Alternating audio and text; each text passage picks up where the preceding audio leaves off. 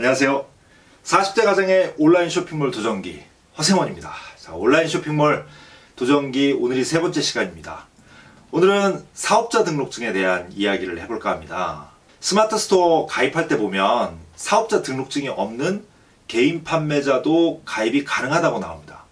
그래서 또 이것저것 찾아봤는데 제 경우의 결과는 사업자 등록증은 있어야 한다입니다.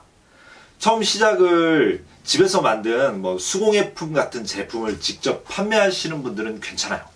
근데 그게 아니라도 연간 판매량이 정말 적은 분들 있잖아요. 이런 분들도 괜찮아요.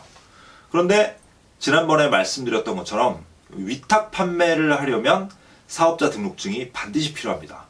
위탁 판매라는 게 B2B 모델인데 사업자가 없으면 할 수가 없습니다. 여러 도매 사이트에 들어가 보면 대부분 사업자 등록증을 요구합니다. 그러니까 없으면 안 되는 거죠. 근데 여기서 중요한 것은 우리가 사업자 등록증을 내는 게 좀 꺼림칙하죠. 단순히 부업으로 시작하는 건데 세금도 그렇고 국민연금이나 건강보험도 그렇고 잘못하다가 직장에서 찍히고 사업자 등록증이라는 단어 자체만으로도 굉장히 부담스럽습니다. 저도 부담스럽지만 월급이라는 달콤한 유혹을 부르치기 위해서는 이 길로 들어서기로 한 거니까 과감하게 돌진하기로 했습니다. 그래도 알 건 알아야 할 것 같아서 제가 공부를 좀 해봤는데요.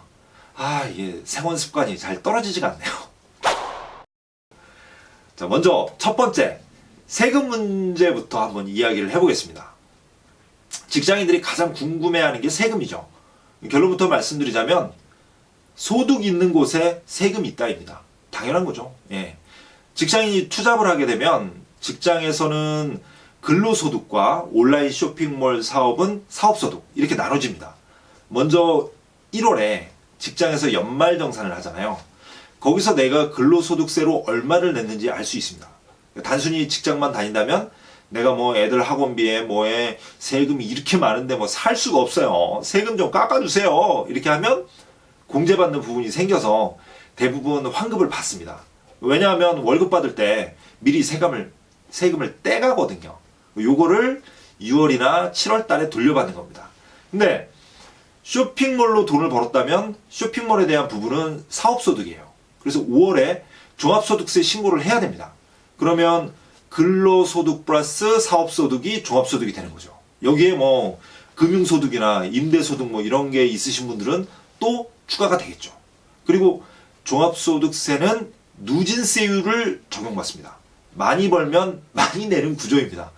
적게는 한 6%에서 많게는 42%까지 내는 거죠. 그러니까 쇼핑몰에서 소득이 발생하면 그 전에 환급 받아야 할 부분을 못 받을 수도 있고 초과분에 대해서는 더 내야 할 수도 있습니다. 그래도 너무 걱정하지 않으셨으면 좋겠어요. 세금을 많이 내는 거는 그만큼 많이 벌었다는 거거든요. 저는 개인적으로는 최고 세율 42% 냈으면 좋겠습니다. 그건 최소한 5억 이상 벌었다는 거거든요. 매출액 아닙니다. 경비 다 빼고 남은 2. 저는 당연히 42% 내고 싶습니다. 화끈하게 모범 납세자 상 한번 받고 싶습니다. 그리고 다음 두 번째 국민연금 건강보험에 대해서도 이야기해 보겠습니다. 요거 되게 민감하죠. 우리나라에서 국민연금이나 건강보험은 세금에 준하는 준조세의 성격이 강합니다. 그러니까 이것도 역시 많이 벌면 많이 냅니다. 저도 제발 지금보다 많이 냈으면 좋겠어요.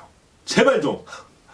아무튼 쇼핑몰을 하기 위해서는 사업자를 냈는데 그럼 국민연금이나 건강보험도 따로 내나?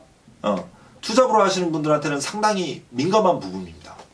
직장에서 내는데 또 낸다고? 네, 또 냅니다. 그러니까 여기서 중요한 것은 직원이 있고 없고가 상당히 중요합니다. 직원이 있으면 사장인 나도 또 직장 가입자로 바로 가입이 됩니다. 국민연금관리공단이나 건강보험공단에서 매 눈을 지켜보고 있습니다. 피해갈 수가 없어요. 그리고 직원이 없으면 지역가입자로 가입이 되는데 요거는 길면 한 1년쯤 뒤에. 왜냐하면 얼마를 벌었는지 종합소득세를 신고해 봐야 알 수가 있기 때문이죠. 사업자의 국민연금이나 건강보험 금액은 전년도 수익을 기준으로 해서 부과하거든요. 그래서 직원이 없다면 한 1년 정도는 버틸 수 있는 여지가 있죠. 그 뒤에는 짤 없습니다. 마지막 세 번째, 회사 몰래 할 수 있을까? 입니다. 결론부터 말씀을 드리면 가능은 합니다만 언제까지 직장 생활할 건데? 직장에 따라 다르겠지만 대부분의 직장인들은 고용계약서에 그 겸업 금지 조항이 있습니다. 이 부분에 많이 걸릴 거예요. 아무튼 내가 이야기하지 않으면 회사는 알 수가 없어요. 왜냐? 아까 세금 이야기할 때 말씀드렸던 것처럼 1월에 직장에서 연말정산을 하거든요.